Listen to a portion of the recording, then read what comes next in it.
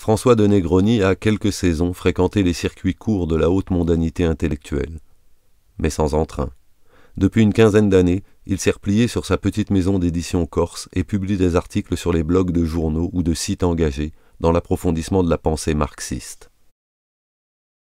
Incoercible. Encadrés par 2 nouvelles qui proposent un contrepoint narratif, ces textes polémiques s'attaquent aux vedettes du discours, aux prescripteurs médiatiques, à l'ère du temps en général. Nullement assujettis à une ponctualité éditoriale, discontinue, ils s'inscrivent tous, au gré d'humeurs passagères et de façon incoercible, dans cette liaison au monde ordre sarcastique que Roland Barthes posait en corollaire du travail de démystification.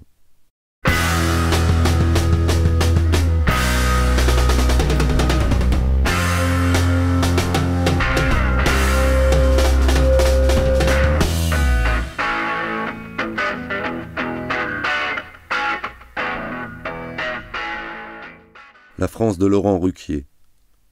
C'est infiniment pire et plus dégradant que ce que la plus féroce imagination peut supposer. Pier Paolo Pasolini. Paru dans Qu'est-ce t'as dit, mars 2015. Laurent Ruquier vient d'obtenir son bâton de maréchal. Un rêve de toujours si l'on en croit la presse de la vie cathodique. En septembre 2013, il a pris les commandes des Grosses Têtes sur RTL.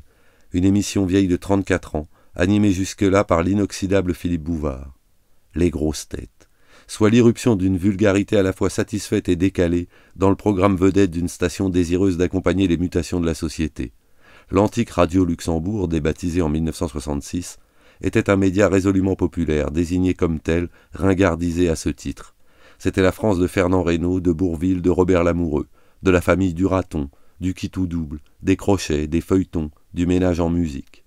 Il devenait urgent d'évoluer et d'adjoindre à un auditoire massif de beaufs celui des bobos, pour utiliser les catégories sociologiques du journalisme. Disons plutôt, de cibler les nouvelles couches moyennes émancipées nées de mai 68, tout en préservant l'audience de la petite bourgeoisie traditionnelle et des milieux ouvriers et paysans, désormais utilisés, manipulés comme repoussoirs. Au comique succède l'humoriste. Le premier cultivait une relation de moquerie bienveillante avec les petites gens. Le second va s'installer dans une distanciation railleuse et arrogante au service de ses aises idéologiques. Son grand numéro fondateur, faire de l'antiracisme à rebours, en parodiant le racisme indécrottable de tous les Dupont-Lajoie en vacances à Marrakech ou au camping. Un second degré qui permet à son public écrémé de se bidonner tout en se comptant parmi les justes.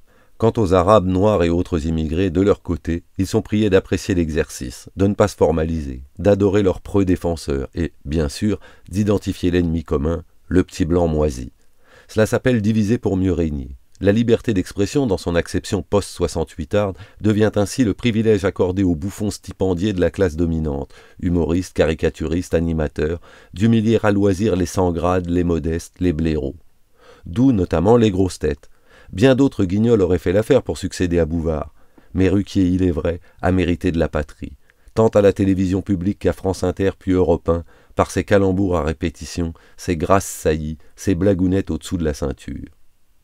Interlude. Le mièvre du samedi soir, petit florilège de la vulgarité ordinaire. Jonah Falcon, l'homme qui a le plus gros pénis du monde, plus de 34 cm, s'est lancé dans la chanson avec ce titre « It's too big ». Il a un grand sexe, mais il ne se casse pas les couilles pour être original. Jonah Falcon est d'accord avec François Hollande qui répète sans cesse « C'est sur la longueur qu'on juge un homme, surtout une tête de gland ». Je vous invite à vérifier. Vous imaginez ? Cet homme a en fait 3 jambes, alors que ce pauvre Oscar Pistorius n'en a aucune. La vie est injuste. On n'est pas couché, mai 2013. Ou encore, le footballeur de l'équipe de France Rio Mavuda pose dans le calendrier des dieux du stade, édition 2013. En même temps, en s'appelant Rio, ça le prédisposait à finir à poil avec des tas de mecs autour.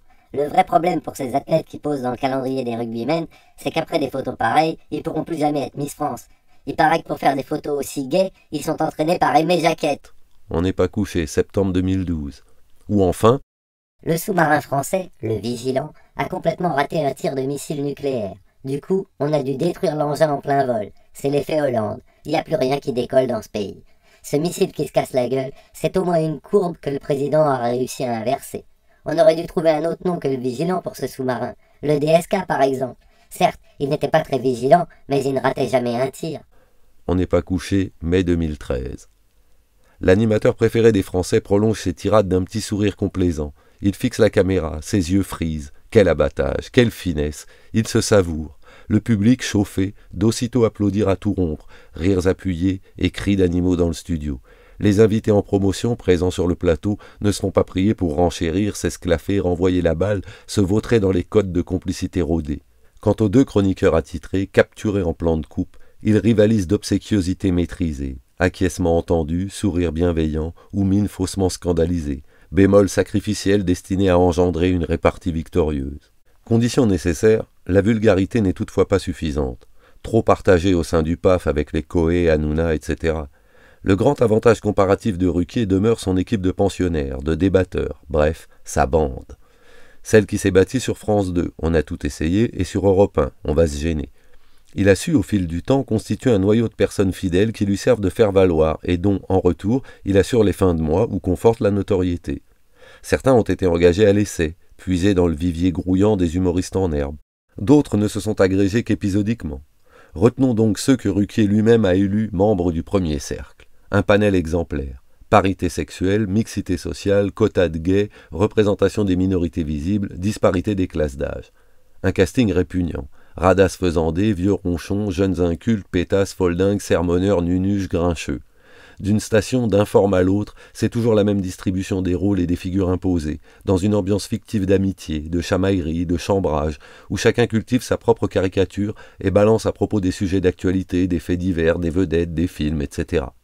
Un récital d'histoires sexistes, graveleuses, scatologiques, les gloussements de Miss Froufrou, une ânerie de l'ex-lofter, telle sentence de l'ancien Mao ou de la gauche aux féministes, l'inévitable cabotinage passéiste de la béniche, on se marre, le tout ponctué par les précautionneux rappels à l'ordre du patron. Il est interdit de s'attaquer au physique, à consommer avec modération, etc. Impertinent certes, scabreux aussi, mais dans les clous. On revendique sa conscience progressiste. On se flatte de régler ses impôts rubis sur l'ongle, par souci du bien commun. On est Charlie, républicain et xénophile, juste un peu corsophobe. Les vrais faux dérapages racialistes sont sous-traités à Bedos Junior, hérédité oblige, ou bien aux indigènes de service, Fabrice Eboué, Mustapha El Atrassi, chair à canon de la transgression aventureuse. L'abjection règne. Comment qualifier cet abaissement, ces gaudrioles en ripaille, autrement que par leur caractère essentiellement insupportablement français. Français, c'est-à-dire haïssable au suprême degré, écrivait déjà Rimbaud. Encore parlait-il de Musset, pas de Bigard. Mais il pointait une identique prétention, articulée à la culture sans frontières du sans-gêne, celle de l'éternelle mariole à la morgue imperturbable. Et quand bien même toute honte bue d'être un homme, on ne demanderait qu'à en rire, n'est-ce pas, ce rire se révélerait plus corrupteur que complaisant. Généalogie d'un pouvoir mondain. Au début des années 60, le grand sociologue américain Wright Mills, visionnaire en l'occurrence, s'émouvait du tableau offert dans les médias par ce mélange d'artistes et de personnalités discutant de tout, tranchant sur n'importe quoi. Je cite, « Ces célébrités professionnelles qui vivent de l'étalage continuel d'elles-mêmes, écrivait-il, agissent en censeurs de la moralité publique, en créateurs de la sensibilité de masse et jouent un rôle plus ou moins actif dans le drame de l'élite. » Fin de citation. Il avait identifié en ses balbutiements la naissance obscène de ces nouveaux prescripteurs d'opinion que l'on nomme aujourd'hui people, artistes, célébrités, etc. Des fines fleurs de l'esprit particulièrement prisées en France où ils s'inscrivent dans une longue tradition salonarde. Le citoyen modèle Laurent Ruquier adore galvauder ce jardin de moins en moins secret, ses origines simples, son enfance havraise méritante de gosse d'ouvrier. Exorcisme symbolique ? Cela ne l'a pas dissuadé avec ses cacteuses comparses du petit écran de ricaner devant les gaucheries gestuelles et verbales de Philippe Poutou, ce gros pébour. La troupe d'ailleurs ne manque jamais à la radio de vanner lourdement le folklore prolétarien ou territorial de tel auditeur pris à l'antenne. Toujours la même logique, le people se paye le populo, et l'assigne à son insu au rôle de brave Gugu Signard, faisant d'une pierre deux coups.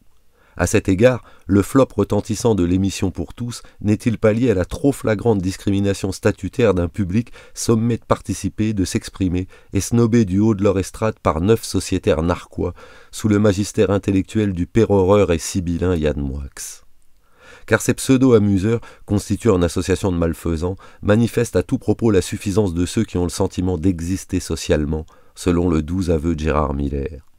Paraissent-ils idéologiquement ou politiquement divisés ? Ce sont des différences qui se ressemblent, comme l'aurait dit Lévi-Strauss, tant elles sont subsumées par la connivence. Ne se laissent-ils pas aller, dans un entre-soi ramenard décomplexé, à évoquer régulièrement leurs appartements parisiens et résidences secondaires, les vacances à l'île de Ré ou au Brésil, les virées collectives à New York, des carnets de rendez-vous chargés d'invitations et d'agapes chez les hôtesses les plus nantis du groupe, le saumon sauvage à la julienne de Péricochin. Davantage que les experts assermentés d'Yves Calvi, Elisabeth Quint ou Telkrieff & Co., intellocrates largement déconsidérés par le tribunal de l'opinion, ces humoristes à gages incarnent les vrais chiens de garde d'une dynamique sociétale et de standards culturels qui conditionnent la pérennité de leurs propres conditions mondaines. Par-delà les empoignades pour du beurre ou la dérision spectacle, ils produisent et véhiculent sans vergogne la parole prescriptrice des élites branchées, accrochées à leur train de vie. Et quand il s'agit de hurler avec les bien-pensants, pas une de ces fortes gueules ne manque à l'appel. La France de Laurent Ruquier, c'est la conjugaison gagnante d'une grossièreté racoleuse et de l'effarante prétention normative de médiocres galvanisés par leur médiatisation. Sous le leurre prime sautier de création audiovisuelle grand public, validée par l'audimat, podcastée à travers le monde, on assiste au bal des nouveaux importants, qui délivrent en toute impunité leur code, leur discours, leur imaginaire, leur ordre.